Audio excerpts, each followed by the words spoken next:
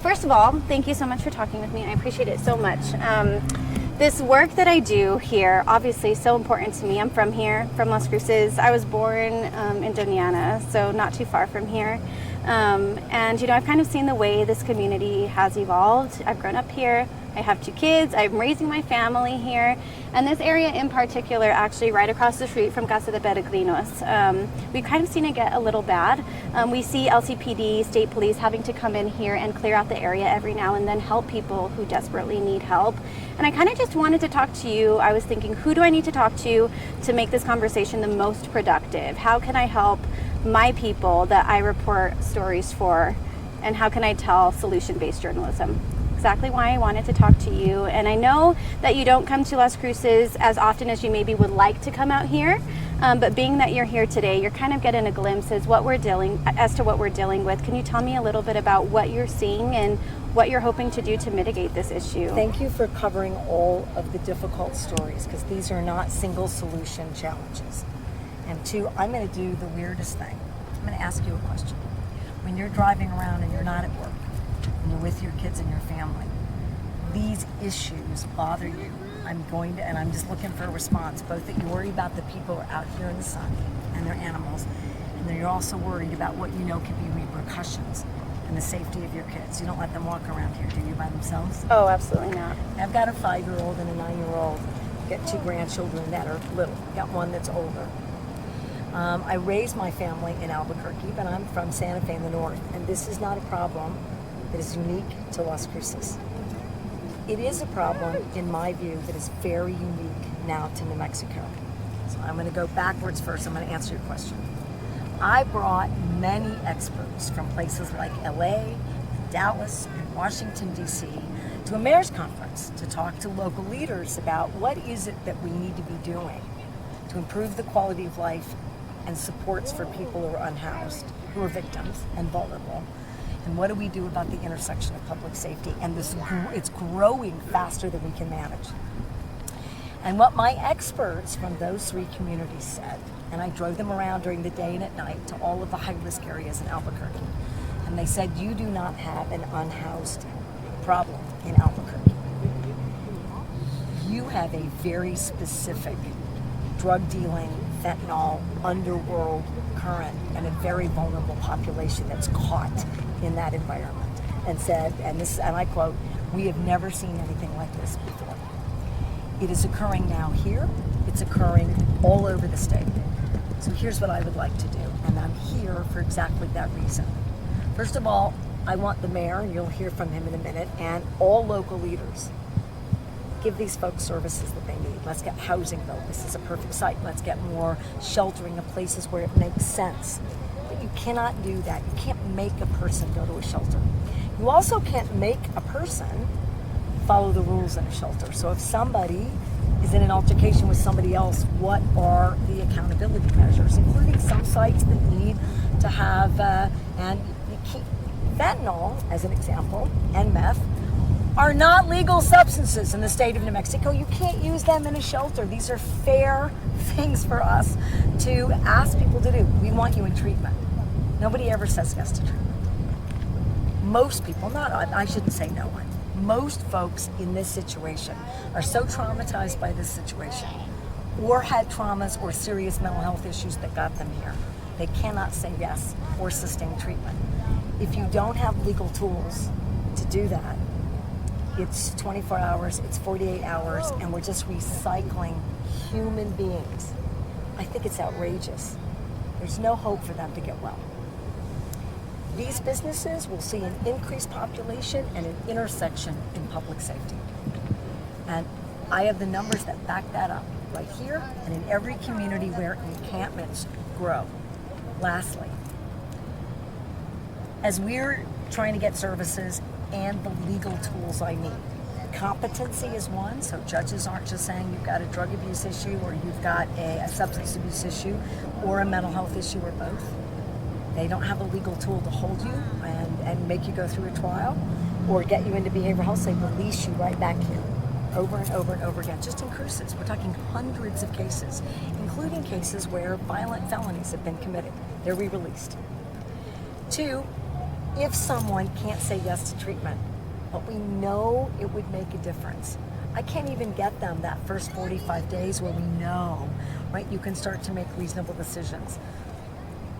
30 years ago, 3-day and 7-day holds before fentanyl and before meth and before monster drugs and before this epidemic, you might have had a shot there. You don't anymore. I gotta have these legal tools. And what I say to folks in Doñana County and Las Cruces, we must create compassionate, fair supports, but not at the expense of every single other community member. That means I need the legal tools to actually make a difference. And if we're permissive in ways that don't have guardrails and tools and accountability, with real services that support people where they are, with no judgment about you've got a behavioral health issue, that should not be punished. These businesses will close. In Santa Fe alone at a shelter, I sent the state police, and in a matter of days we had 50 arrests. Many of those are felony arrests for people who have had multiple felony arrests. They've driven out people who live there. Businesses have closed. There have been attempted murders, rapes, and murders.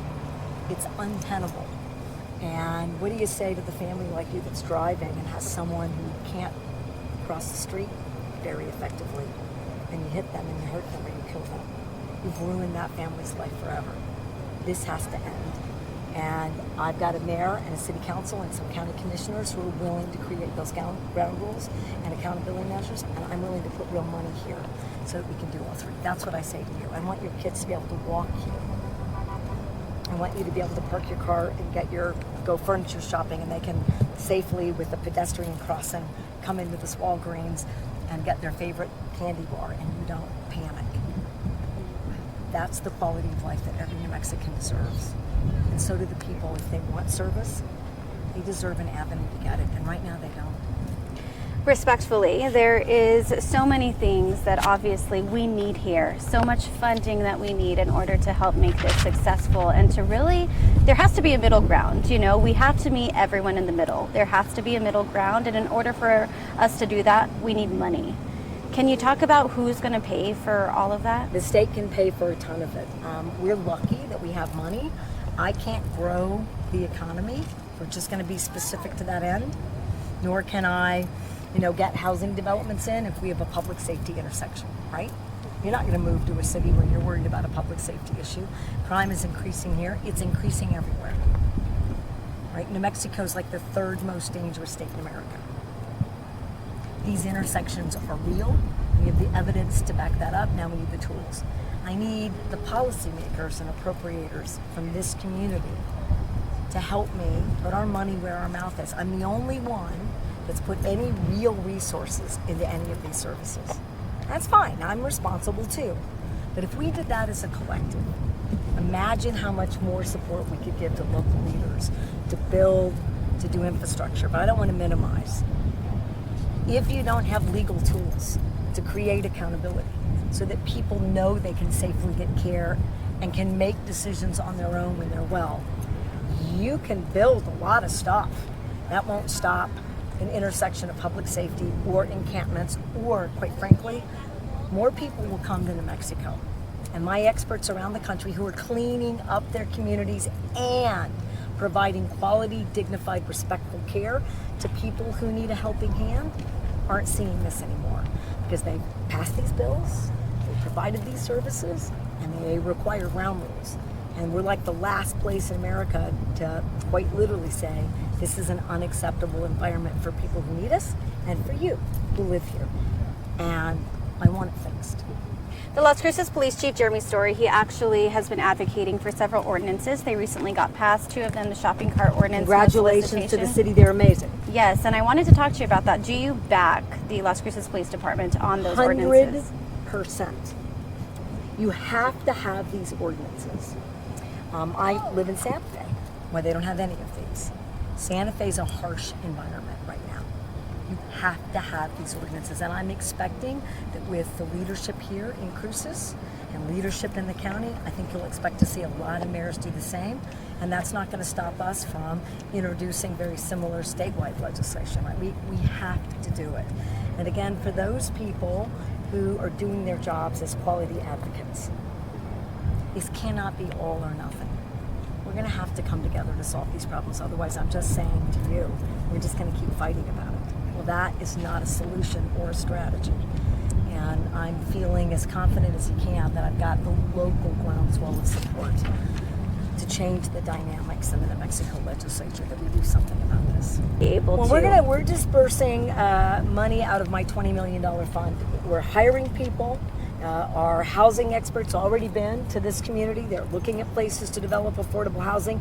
That in and of itself doesn't address specific hard-to-serve populations. We're willing to invest in expansions for shelter and supports for intakes. I already committed right now today that I can just send out money for, you need information, like who are we serving? What do they need? Where are you from? Do you have any family? What can we do to create a good, productive ecosystem? If you don't have that, you need a healthcare system. You need all kinds of stuff. So we're going to do that right away. And in the legislature, 20 million is not going to go that far. I have more than 200 million for housing, which can be leveraged with federal funds, which can turn into 500 million pretty readily. My goal is 30,000 houses in a year. Let's see how close I get. It's a pretty lofty goal, you know? Aim high, so that's what I intend to do, and legislators should expect me to have a sizable, like in the neighborhood of 50 to 100 million for cities and counties to get grants to serve, address, attenuate these populations in a way that's first respectful, but then also recognizes we have a public safety intersection of both. And I know we kind of talked a little bit about this prior, but to elaborate a little bit more, can you talk more about competency and then bail reform as well? Do you feel that some people just don't feel like they are going to be held accountable anymore? I know that. I mean, I'm telling you unequivocally. We have the interviews. We talk to police. Lots of jurisdictions won't even arrest anymore. I can look at the data from the DAs. I have DAs that won't prosecute misdemeanors. You don't prosecute a misdemeanor drug issue. I don't get to the underbelly of the underworld that's involved in drug trafficking. I mean, it makes no sense to me. The two most important, and then I'll do bail reform. Competency is a legal standard that tells a judge, although I think they could lean in a little more here, I'm not allowed to tell judges that. And I actually really respect the independent, objective fact-finding roles. But wherever they have rulemaking authority to do a little bit different work here, I think they should. But right now in New Mexico, without changing the law unequivocally, that if you aren't competent but have a serious crime or repetitive criminal history, they can hold you for treatment, right? And then you stand trial. Mm-hmm. For families and individuals who can't get help that may not have been convicted of a dangerous felony or repeated criminal acts, there has to be a way to commit people to inpatient and community services. So Las Cruces taught me that. You have one of the most successful, but it's very limited, outpatient assisted treatment. It's basically mandated medication and related behavioral health. They will tell you that they have a limited number of willing participants because willing is the issue. A court can adjudicate you to the program, but they can't hold you in contempt of court if you don't follow it through. The vast majority of their clients, individuals, consumers, patients, don't stay. So this is the issue. Even in the second judicial district, which is Albuquerque, you're deemed not competent, you still check into a program. They check in on their way out. They never see them again, unless you come to an encampment or an underpass or a neighborhood or a place where you can do panhandling. Then you see them again. That has to be interrupted. So those are two critical pieces of legislation that have been passed in many states. Florida, Texas, Colorado, California, Oregon, Washington, red and blue states. There's no party issue here. It's just being smart common sense. Bail reform is a bit different. I'm asking for our courts to follow the federal system. If you're a repeat offender or a dangerous felon, then the public defender or your private lawyer has to rebut the presumption you have to be held. If they can't rebut that presumption, you stay. It's the federal standard. I haven't seen any civil rights actions against that federal standard that had any merit. We're not seeing an outcry of individuals say that it's unfair and biased against poor people. I don't want that.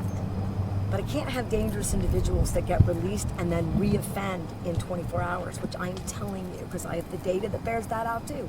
These are 40 cases that come before a judge a year. It's mind-numbing how we got here. Today we have a no bond hold. It's a baby step towards what I'm calling pretrial presumptions, which is that you're held unless someone can make a really good case that you shouldn't be held. That's the presumption. And if you are a repeat felon, so I just gave you that, you come 40 times before a judge, you get released, right? Because we don't have a pretrial detention program. If they reoffend, then that's it, right? They're back before that judge. A week later, they're held. But again, that's a small cohort. So I'm going to keep asking the legislature. I need a lot of help getting that over the finish line. So if your viewers think I'm right, they should show up on the third Tuesday of January and let their legislators know. And it's fair to say that I don't have a single legislator from this area who thinks that we should do any of those laws, even though your own program said if you don't have these efforts, I can't serve the population that the judges have asked us to serve. I don't know what more expertise you need than your own experts in your own community, but I don't have their support yet. But I'm going to keep working on them. I believe in them. They're smart.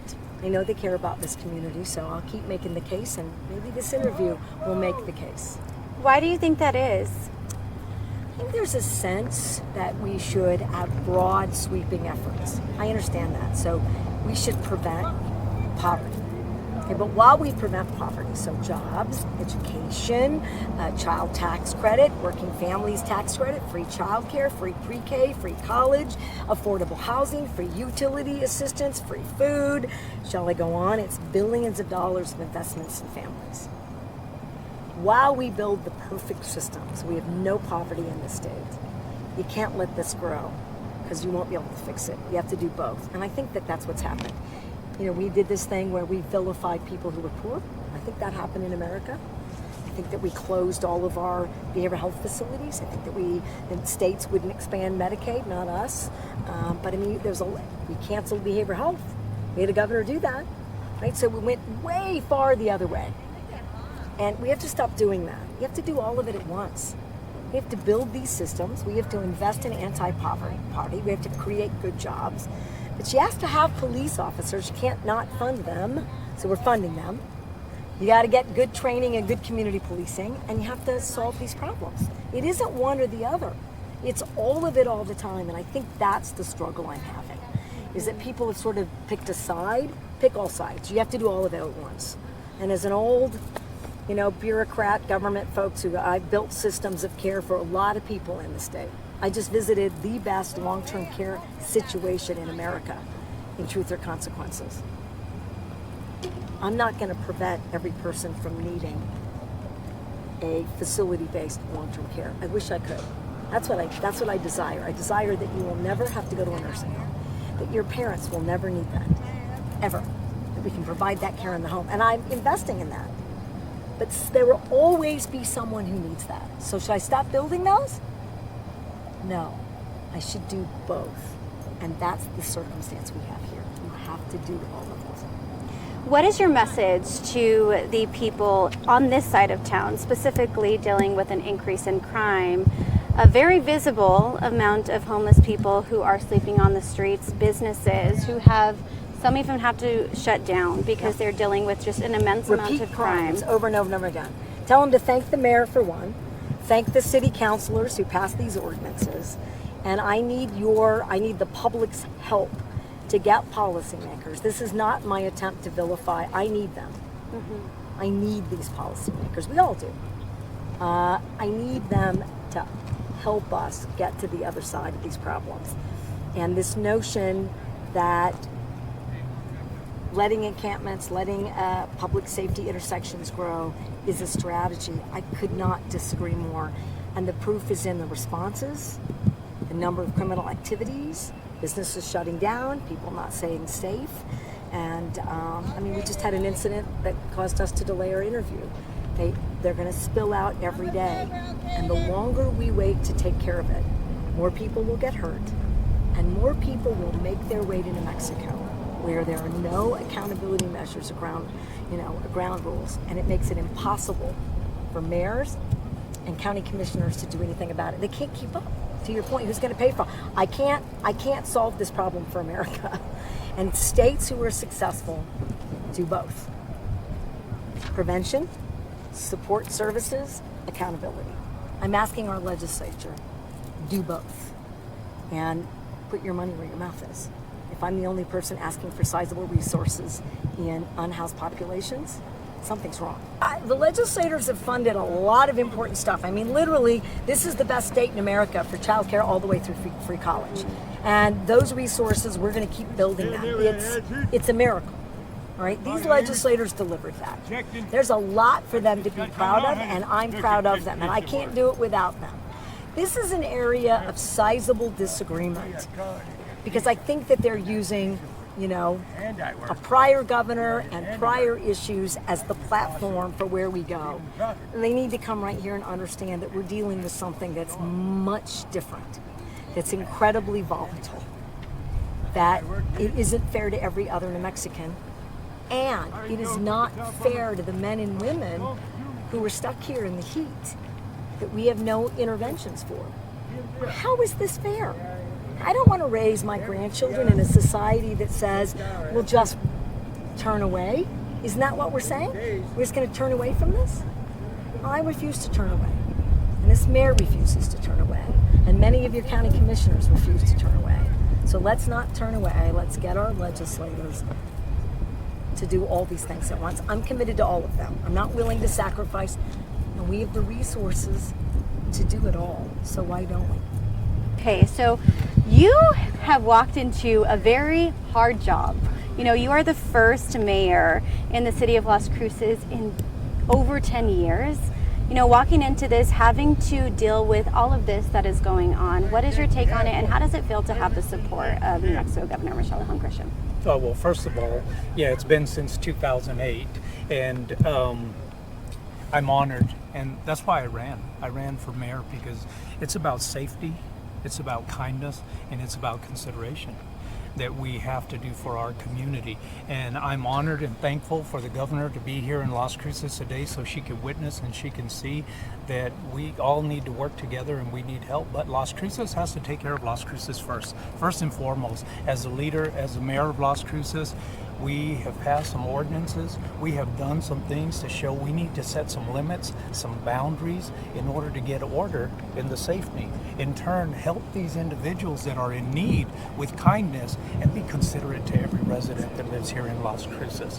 So, yeah, I know it was something that I stepped into, but that's what I stepped into for this reason, to make Las Cruces better. Yeah. And again, we thank the governor for all her support. Yeah, and you know what? Las Cruces police officer Jonah Hernandez was killed right across the street. That obviously is something, as sad as it is that had to happen, for so many people to come together wanting to make change. Do you feel that there's been productive change since then? What more do you feel needs to be done? Oh, absolutely. It's the first steps. I mean, it was a tragic event that happened, to Jonah Hernandez, our police department, and our community. It was very tragic. And the community stepped up. The community stepped up and said, we need to do something different. So we came up with these ordinances, and that's the first step. But we had municipal court working already, with an outreach program, with case managers. That it's not just about incarceration, it's about getting people help. And we have a lot of those ingredients here in our community. And next is the long-term care. Getting providers for mental health and long-term care is the next step. Of course, we need the housing, and there's so many factors. But one other thing that I don't overlook, and I have to say, and you mentioned it from the get-go, is you're raising your children here. I was raised here. I raised my kids here. And now grandchildren being raised here. And I want the same thing for all of them as you want. So we need to get with the schools. We need to partner. We need to educate. And we need to tell our students that what you see behind us is not a quality of life. You need to get an education, you need to move forward, and you need to know that the leaders in this community are working for you so that you can get better and have a good quality of life.